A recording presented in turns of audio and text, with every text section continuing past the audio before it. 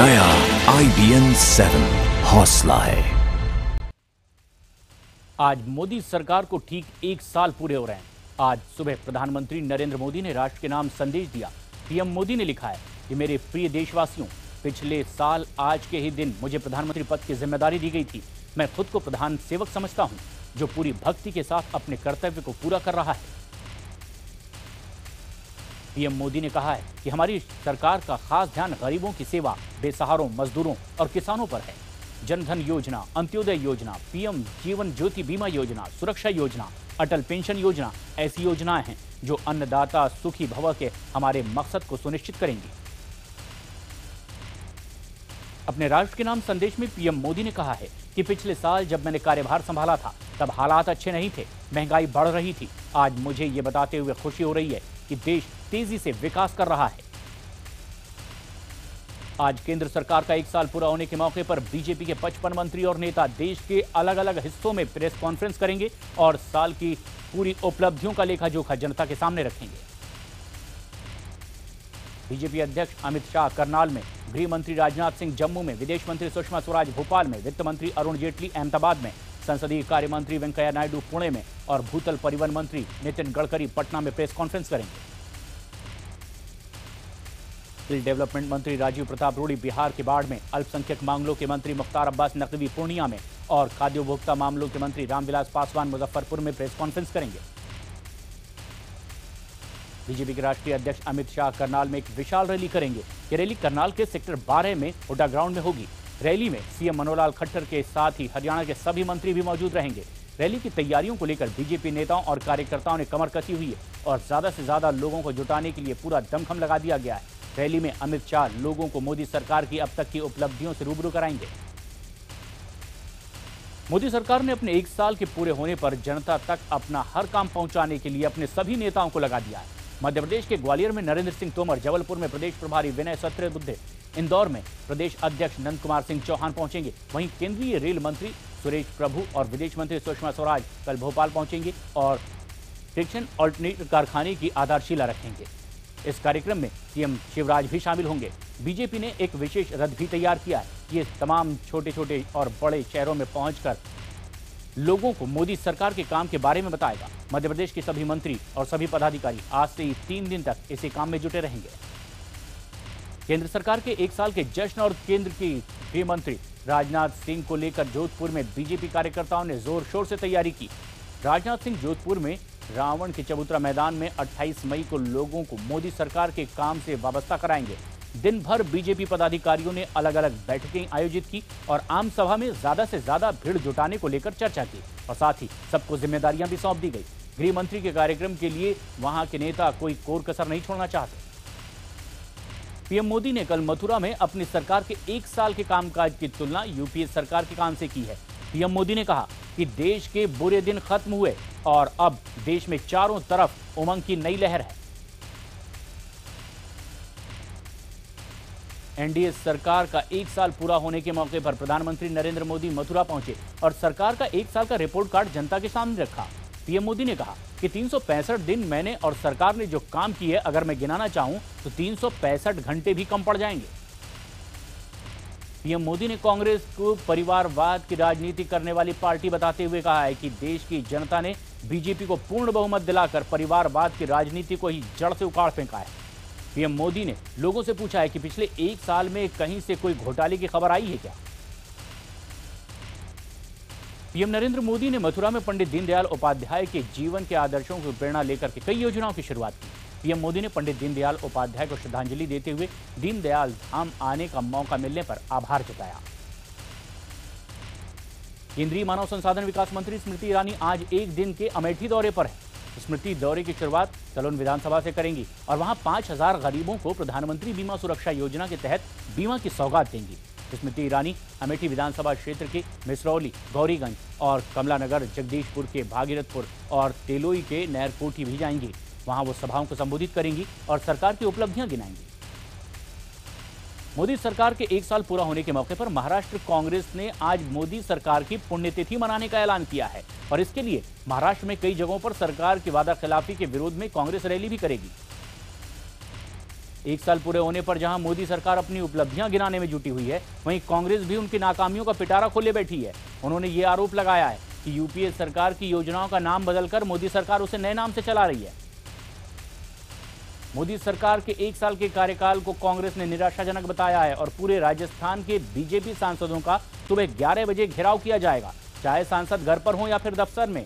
इसे सफल बनाने के निर्देश पीसीसी चीफ सचिन पायलट ने दिए हैं। आज दिल्ली की केजरीवाल सरकार ने विधानसभा का एक विशेष सत्र बुलाया है। यह सत्र आज और कल चलेगा। विशेष सत्र बुलाने की वजह है केंद्र सरकार की वो अधिसूचना जिसमें गृह मंत्रालय ने दिल्ली सरकार को उनकी संवैधानिक सीमा बताई है। केजरीवाल और उपराज्यपाल के बीच अधिकारों के टकराव के बीच केंद्र ने यह अधिसूचना जारी की थी। माना जा रहा है कि अधिसूचना के खिलाफ विधानसभा में पारित प्रस्ताव को केजरीवाल सरकार राष्ट्रपति के पास भेजेगी। इतना ही नहीं, जरूरत पड़ने पर दिल्ली सरकार इस मामले में सुप्रीम कोर्ट का दरवाजा खटखटाने की भी तैयारी कर रही है।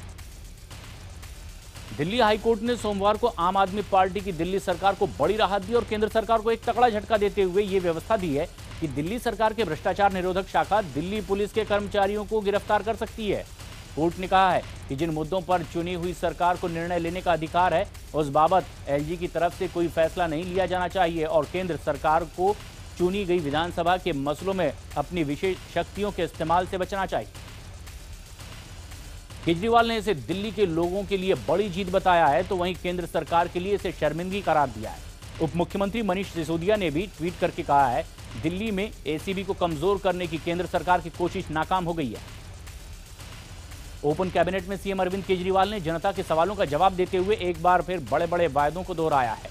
पूर्ण राज्य के दर्जे पर सवाल पूछे जाने पर जवाब देते हुए केजरीवाल ने कहा है कि इसके लिए लड़ना पड़ेगा। केजरीवाल ने केंद्र सरकार पर आरोप लगाया है कि उसने दिल्ली सरकार के कई अधिकार अपने पास रखे जो वापस मिलने चाहिए और अगर पीएम मोदी का साथ मिला तो दिल्ली को पूर्ण राज्य का दर्जा मिल सकता है। केजरीवाल मीडिया से नाराजगी के सवाल पर थैंक यू मीडिया कहते हैं। मीडिया से हमारी कोई नाराजगी नहीं है, हम मजीठिया कमीशन के लिए लड़ रहे हैं, लेकिन जब झूठ दिखाते हैं तो हमें तकलीफ होती है। दिल्ली सरकार के 100 दिन पूरे होने पर ओपन कैबिनेट में अपनी सरकार की प्राथमिकताएं गिनाई गई। केजरीवाल ने कहा कि उनकी सरकार 11 मुद्दों को प्राथमिकता को लेकर चल रही है। दिल्ली के मुख्यमंत्री अरविंद केजरीवाल के ओपन कैबिनेट पर विरोधियों ने करारा वार किया है।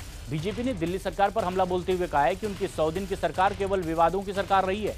कांग्रेस ने भी केजरीवाल सरकार पर हमला बोलते हुए कहा है कि इस सरकार ने जनता का करोड़ों रुपए बर्बाद कर दिया।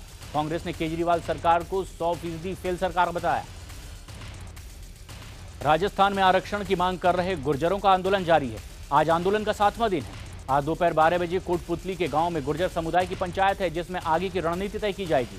फैसला ने सरकार से कहा है कि अगर बातचीत करनी है तो उनके प्रतिनिधियों को बवाना आना पड़ेगा।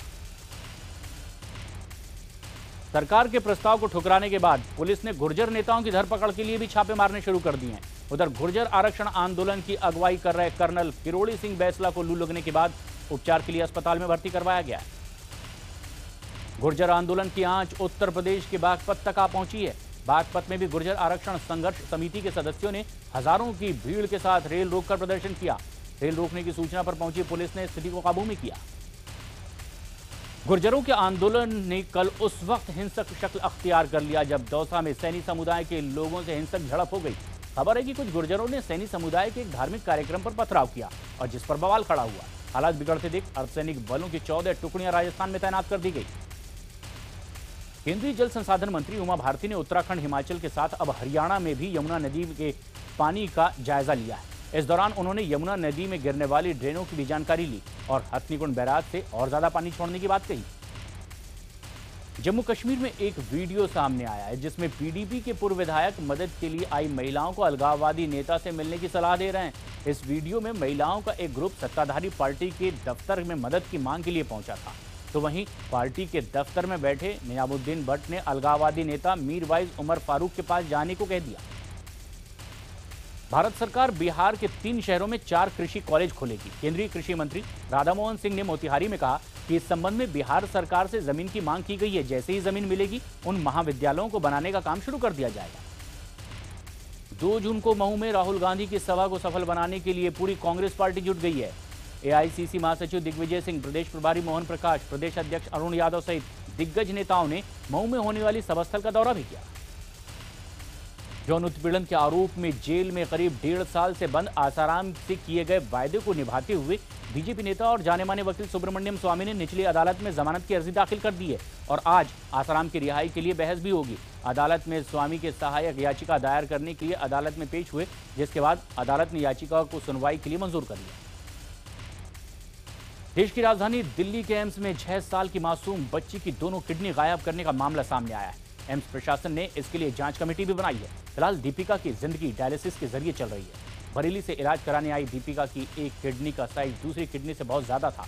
ऑपरेशन किया गया तो उसके पेट में दर्द के साथ कई परेशानियां शुरू हो गई। जांच में बच्ची की दोनों किडनियां गायब होने का पता चला है।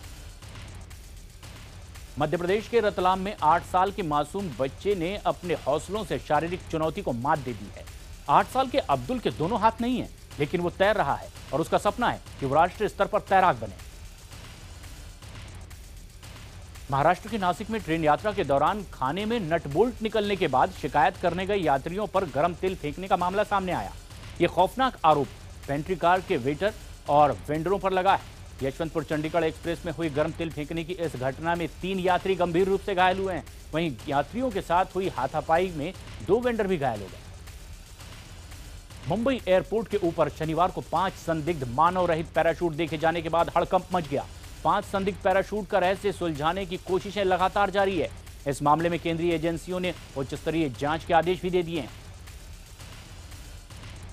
वहीं पश्चिम बंगाल के मालदा रेलवे स्टेशन पर हॉकर्स ने एक आरपीएफ जवान को पीट कर मार डालने का आरोप लगाया है। पुलिस के मुताबिक करीब स्टेशन पर सामान बेचने वालों ने पुलिस कैंप पर हमला कर दिया और लाठी डंडे से समरेंद्र की बेरहमी से मारकर हत्या कर दी। रविवार को हुए यूपी सीपीएमटी की परीक्षा में पेपर लीक करने की कोशिश के आरोप में यूपी एसटीएफ ने दर्जन भर लोगों को हिरासत में लिया है। इन लोगों को स्पाई इलेक्ट्रॉनिक डिवाइस के साथ ही एसटीएफ की टीम ने लखनऊ के जियामऊ से गिरफ्तार किया है। गिरफ्तार लोगों में 4 डॉक्टर और छात्र भी शामिल हैं। यूपी एसटीएफ का दावा है कि सीपीएमटी की परीक्षा में सेंधमारी हुई है। हालांकि एसटीएफ ने पेपर लीक की पुष्टि नहीं की है। दिल्ली में सोमवार को सीजन का सबसे गर्म दिन रहा। पारा 45.5 डिग्री तक पहुंच गया, जबकि पालम एयरपोर्ट पर तो तापमान 46.4 डिग्री तक पहुंच गया। इसी तरह यूपी, राजस्थान, मध्य प्रदेश, गुजरात और महाराष्ट्र में भी गर्मी से लोग लगातार झुलस रहे हैं। आंध्र प्रदेश, तेलंगाना में गर्मी से 750 से ज्यादा लोगों की मौत हो चुकी है। अकेले आंध्र प्रदेश में 551 लोगों की मौत हो चुकी है, जबकि तेलंगाना में 213 लोगों की जान चली गई है। मौसम विभाग के मुताबिक आंध्र और तेलंगाना में गर्मी का प्रकोप अभी 5 दिन और लगातार जारी रहेगा। लोगों को धूप में न निकलने की सलाह भी दी जा रही है। मेरठ के एक गोदाम में छापा मारकर पुलिस और आपूर्ति विभाग की टीम ने कालाबाजारी के लिए ले जाए जा रहे राशन के गेहूं और चावल की करीब 500 बोरियां बरामद की। राजधानी दिल्ली में अज्ञात हमलावरों ने 45 साल की एक महिला की गोली मारकर हत्या कर दी। महिला अपने घर से बाहर खड़ी थी और तभी मुंह पर रुमाल बांधकर आए 3 हमलावरों ने महिला पर गोली चला दी। महिला की कमर में गोली लगी है। महिला को अस्पताल ले जाया गया, जहां उसकी मौत हो गई। महिला की बेटियों ने पिता पर ही हमला करवाने का शक जाहिर किया है। मुंबई से सटे ठाणे में पति पर अपनी पत्नी और उसके प्रेमी पर जानलेवा हमला करने का आरोप लगा है। पति पत्नी ने तलाक के लिए कोर्ट में अर्जी दी है और 4 साल के बेटे को पति अपने पास रखता है। हमले में महिला बुरी तरह से जख्मी हो गई है और उसका बॉयफ्रेंड भी घायल हो गया है। उत्तर प्रदेश के वाराणसी में बाइक में आए बदमाशों ने घर में घुसकर सीमेंट व्यापारी की गोली मारकर हत्या कर दी है और वहां से फरार हो गए। पुलिस अब सीसीटीवी फुटेज के जरिए बदमाशों तक पहुंचने की कोशिश में जुटी है। उत्तर प्रदेश के मऊ में फायरिंग की आवाज में अफरा तफरी मच गई और गोली चलने की आवाज की तरफ भागे लोग तो इलाके में इलेक्ट्रीशियन का काम करने वाला पन्ना गोली से छलनी दिखाई दिया। आईपीएल सीजन 8 की विजेता बनी मुंबई इंडियंस की टीम ने वानखेड़े स्टेडियम में जमकर जीत का जश्न मनाया। इस मौके पर मुंबई इंडियंस के सभी खिलाड़ियों ने मैदान में घूमकर दर्शकों के साथ खुशी साझा की। पूरा वानखेड़े स्टेडियम दर्शकों से खचाखच भरा हुआ था। जहां देखो बस मुंबई इंडियंस का नीला रंग ही बिखरा नजर आया। जश्न के इस खास पलों में मुंबई इंडियंस की ओनर नीता अंबानी ने अपनी टीम को बेस्ट बताया। कान फिल्म फेस्टिवल में जज्बा फिल्म की पहली झलक ऐश्वर्या राय के साथ पेश करने के बाद अब फिल्मकार संजय गुप्ता ने फिल्म के दूसरे पोस्टर में अभिनेता इरफान खान को दिखाया है। इस फिल्म में इरफान एक निलंबित पुलिस वाले के किरदार में नजर आने वाले हैं।